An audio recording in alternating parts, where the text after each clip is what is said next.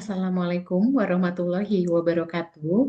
Perkenalkan, saya Dewi Rosiana Umami, NBI 14625000108.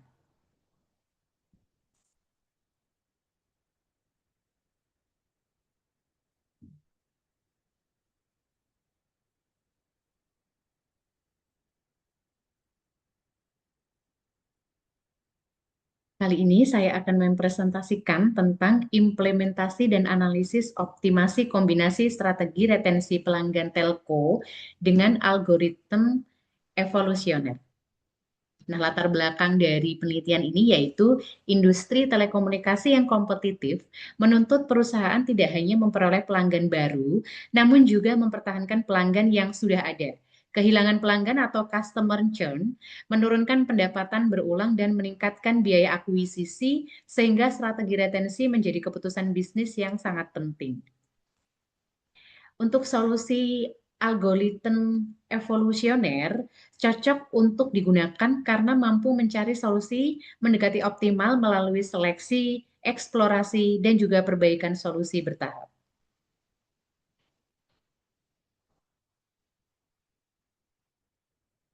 Kemudian untuk karakteristik dataset, di mana dataset ini untuk aspek jumlah data, keterangan baris pelanggan dengan nilai 7.043 pelanggan.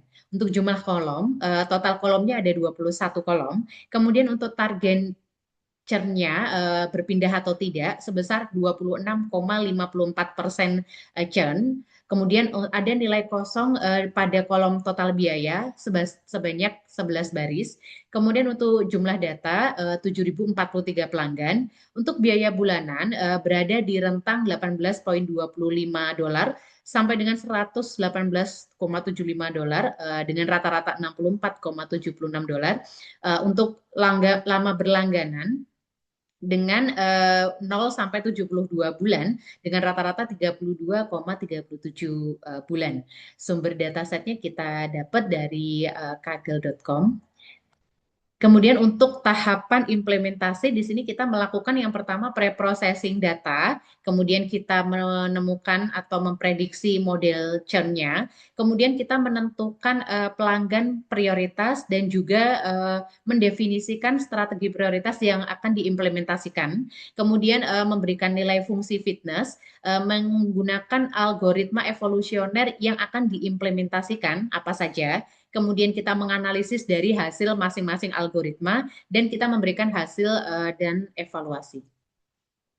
Nah, untuk yang pertama kita lakukan tahapan pre-processing data, di mana tahapan pre-processing data ini dilakukan pada kolom ID pelanggan disimpan untuk dijadikan output, namun dikeluarkan dari fitur prediktif. Untuk kolom total biaya dikonversi ke numerik. Di sini ada 11 baris yang kosong dijadikan not a number, lalu diimputasi dengan nilai median. Untuk target churn diubah ke nilai biner jika yes sama dengan 1 dan 0 jika no. Untuk fitur kategori dan numerik ini diproses melalui pipeline dengan menggunakan simple inputter plus one hot encoder untuk kategori, kemudian untuk standard scaler menggunakan numerik. Nah, agar transformasi konsisten dan juga terhindar dari kebocoran data. Data dibagi dengan komposisi 80 dan 20 secara stratified sehingga proporsi churn pada data latih dan uji menjadi lebih terjaga. Kemudian kita lakukan tahap yang kedua yaitu model prediksi churn, di mana model prediksi churn ini menggunakan random forest sebanyak 300 pohon di dalam pipeline pre-processing. Random forest ini bekerja dengan cara membuat banyak pohon keputusan, lalu menggabungkan hasil prediksi dari seluruh pohon tersebut agar hasilnya lebih stabil dan akurat. Nah, karena kelas churn ini minoritas, maka digunakan class weight untuk balance agar recall clusternya ini meningkat. Karena memang perusahaan lebih membutuhkan deteksi pelanggan yang benar-benar beresiko daripada hasil akurasi total. Nah, semakin tinggi nilai probabilitas churn-nya, maka semakin besar resiko pelanggan tersebut berhenti untuk berlangganan. Nah, untuk probabilitas churn atau predict probability, tiap pelanggan ini menjadi masukan utama dalam tahap optimasi untuk menentukan strategi retensi yang akan digunakan oleh perusahaan. Yang ketiga, kita melakukan penentuan pelanggan prioritas. Nah, penentuan pelanggan prioritas ini optimasi difokuskan pada pelanggan yang beresiko agar relevan dan ringan untuk dijalankan. Nah, pelanggan ini dengan memiliki probabilitas churn lebih dari 40% atau 0,40, kemudian diurutkan dari resiko tertinggi, namun dibatasi maksimal hanya sebanyak di 150 pelanggan prioritas. Nah, biaya bulanan digunakan sebagai pendekatan untuk menentukan nilai pelanggan atau customer value. Kemudian tahap yang keempat yaitu definisi dari strategi prioritas. Di sini tersedia 9 opsi strategi dan setiap strategi memiliki biaya dan dampak atau efek terhadap retensi strategi. Nah, nilai cost dan efek ini merupakan asumsi simulasi yang harus divalidasi dengan data nyata.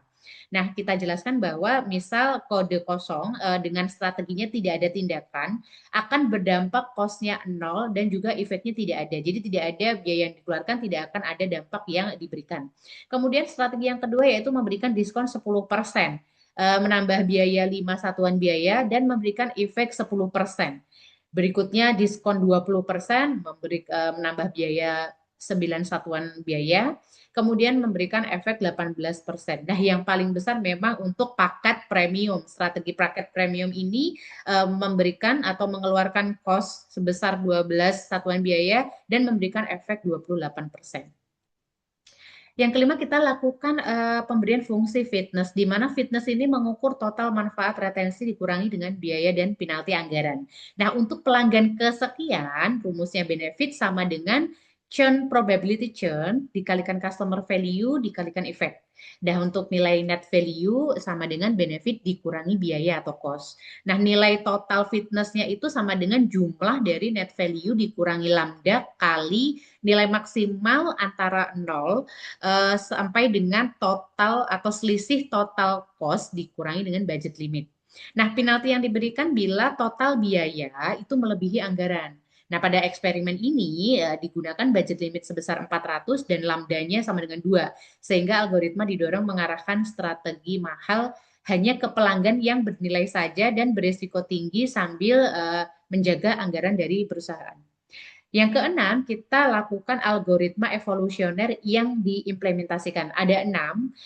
Untuk GA, genetic algorithm ini, representasi solusinya yaitu kromosom sebagai berisi kombinasi strategi retensi. Untuk PSO, posisi partikel diterjemahkan menjadi strategi retensi. Evolusioner strategi dengan menggunakan parameter numerik seperti bobot, biaya, ataupun diskon. Untuk genetic programming, aturan ini atau menggunakan aturan pohon keputusan sebagai retensi. Uncolony, urutan keputusan atau prioritas pelanggan strategi. Nah, untuk di koloni dan seterusnya. Untuk analisis algoritma, setiap algoritma memang memiliki representasi solusi dan karakteristik yang berbeda-beda, sehingga kesesuaiannya memang harus disesuaikan terhadap kasus optimasi strategi retensi pun yang dihasilkan akan berbeda. Nah, tabel di bawah akan merangkum perbandingan dari keenam karakteristik algoritma, mulai dari genetic algorithm, dia menggunakan representasi kromosom dengan kombinasi strategi. Kelebihannya cocok untuk kombinasi diskrit, mudah diberikan constraint budget. Kemudian keterbatasannya adalah sensitif terhadap setting populasi atau crossover atau juga mutasi. Nah, untuk PSO ini dia menggunakan posisi partikel untuk menjadi strategi. Kelebihannya konvergensinya cepat, pencarian globalnya efektif. Keterbatasannya namun perlu adaptasi diskrit, dia juga rawan optimum lokal. Untuk evolution strategi menggunakan vektor strategi, kelebihannya sederhana dan stabil, namun keterbatasannya adalah kurang natural untuk kategori yang kompleks. Kemudian untuk genetic programming, yang menggunakan aturan atau rule keputusan sebagai strategi, kelebihannya adalah hasilnya interpretable sebagai aturan bisnis dan keterbatasannya dia ruang solusinya terbatas hanya pada bentuk aturan saja. Kemudian untuk uncolony menggunakan feromon per pelanggan strategi. Kemudian kelebihannya yaitu baik untuk keputusan per item terpandu secara heuristik, keterbatasannya rawan boros anggaran bila tidak ada disiplin anggaran. Kemudian untuk Bikoloni, dia menggunakan food source kombinasi strategi, kelebihannya seimbang untuk eksplorasi dan eksploitasi, namun keterbatasannya sensitif terhadap parameter dan desain fitness. Nah, untuk hasil dan evaluasi di mana data yang sudah diuji dengan 1.409 pelanggan, model mencapai tingkat akurasi sebesar 0,78. Nah, untuk nilai confusion matrix ya menghasilkan 929 true negatif. True negatif di sini artinya bahwa 929 pelanggan memilih untuk tidak berpindah dan confusion metric atau algoritma memprediksi benar tidak berpindah. Kemudian untuk 106 false positif. Nah, 106 false positif ini artinya pelanggan sebenarnya tidak ingin berpindah, tetapi diprediksi berpindah. Kemudian 197 false negatif, di sini pelanggan berpindah, namun diprediksi tidak berpindah. Dan untuk 177 true positif, di mana 177 pelanggan berpindah dan diprediksi berpindah. Untuk kelas Chen diperoleh precision, nilai precisionnya itu 0,63, recall-nya 0,47, dan F1 score-nya 0,54. Nah, untuk kelas tidak Chen jauh lebih tinggi untuk nilai F1 score-nya sebesar 0,86. Recall Chen 0,47 ini memang menunjukkan model masih ada yang terlewat sebagian pelanggan beresiko ini, wajar karena pada datanya memang tidak seimbang. Namun sudah cukup memadai untuk menghasilkan skor resiko sebagai dasar optimasi. Untuk perbandingan hasil optimasi, di sini bisa dilihat bahwa untuk pengurutan menurut nilai best fitness untuk genetic programming unggul di nilai 659,38, diikuti dengan algoritma GA, PSO, IS, BCO, dan SEO. Nah, untuk strategi yang dominan yang dipilih ini memang bervariasi. Untuk GP atau Genetic Programming dan PSO memilih strateginya Bundling Security plus Support. Untuk sementara Genetic Algorithm, AS, dan BCO cenderung lebih memilih untuk online backup yang lebih murah. Nah, dari analisis kurva konvergensi ini menunjukkan bahwa pola pencariannya memang berbeda. Untuk GP, Genetic Programming, naik sangat cepat pada iterasi awal. Nilainya sekitar 200-an, kemudian sampai dengan 600, kemudian dia stabil di angka 660. Hal ini menunjukkan bahwa ia sudah cepat untuk menemukan aturan strategi yang lebih baik. Kemudian untuk GA, genetic algorithm, membaik pada tahap nilai negatif sampai dengan nilai 400 melalui proses seleksi crossover dan mutasi. Untuk nilai PSO meningkat cepat, kemudian stabil di angka 355. Untuk algoritma IS, ECO, BCO, konvergen, memang dia lebih lambat dengan fitness akhir di nilai 180 hingga 210. Nah, dari kurva ini kita bisa bandingkan nilai best fitness versus net value dalam tahap disiplin anggaran. Nah, untuk kita lihat bahwa bila diurutkan sesuai dengan nilai net value, menunjukkan bahwa peringkatnya berubah. Untuk genetic programming, nilainya 671 diikuti oleh PSO yang 597, SEO 544, dan IS 520, BCO 465, dan GE 408.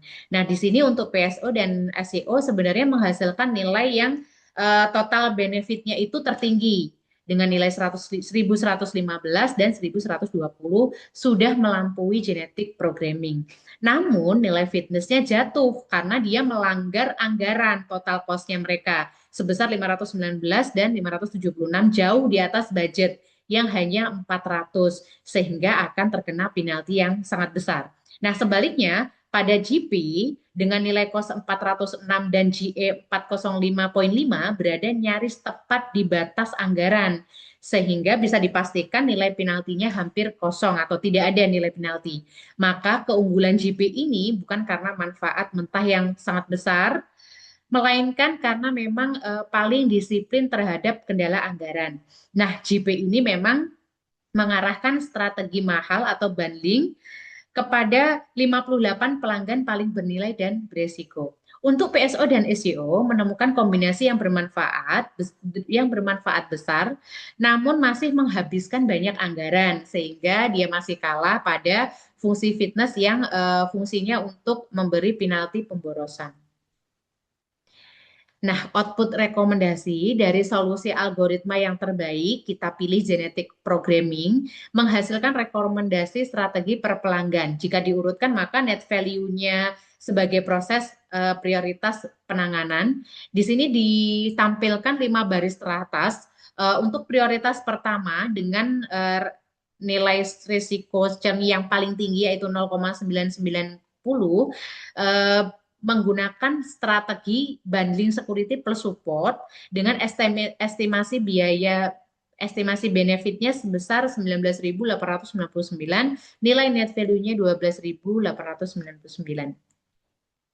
Nah, kesimpulan dari penelitian ini yaitu pada tahap pengembangan berhasil menerjemahkan rancangan menjadi sistem 2 lapis. Lapis prediktif dengan menggunakan random forest dan menghasilkan nilai skor risiko churn, dan juga lapis optimasi, di mana optimasi kita menggunakan 6 algoritma evolusioner untuk menyusun kombinasi strategi retensi. Nah, pada kasus ini memang genetic programming atau GP memberikan hasil yang paling bagus dengan nilai best fitness-nya 659,38 dan net value-nya 671,38. Karena menggabungkan nilai manfaat yang tinggi dengan kepatuhan terhadap anggaran serta kesimpulan menghasilkan kebijakan yang bisa diimplementasikan dengan mudah. Kemudian untuk analisis melalui best fitness versus net value juga menegaskan bahwa kualitas solusi itu memang tidak ditentukan oleh manfaat mentahnya saja, namun juga perusahaan harus melihat keseimbangan antara manfaat dan juga kendala di anggaran. Nah, untuk PSO dan PSO ini menghasilkan PSO dan SEO ini menghasilkan benefit yang tertinggi, namun masih kalah karena memang terdapat pemborosan anggaran. Nah, jika prioritas perusahaan ini adalah interpretabilitas kebijakan, maka genetic programming akan tetap unggul. Nah, tapi jika fokusnya pada eksplorasi kombinasi diskrit dengan kontrol anggaran yang ketat, maka GA bisa menjadi alternatif yang lebih stabil. Nah, ada keterbatasan nilai cost dan efek strategi masih berupa asumsi saja.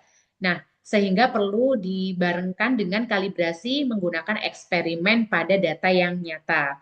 Misalnya customer value bisa didekati hanya dengan biaya bulanan, padahal idealnya dia bisa menggunakan data customer lifetime value. Nah, untuk efek strategi bisa diasumsikan independen dan aditif, serta hasil dari tiap-tiap algoritma ini memang bergantung pada pemberian parameter untuk pelanggan prioritas dan efisiensi. Demikian presentasi penelitian dari kami. Jika ada kesalahan mohon dimaafkan. Terima kasih. Wassalamualaikum warahmatullahi wabarakatuh.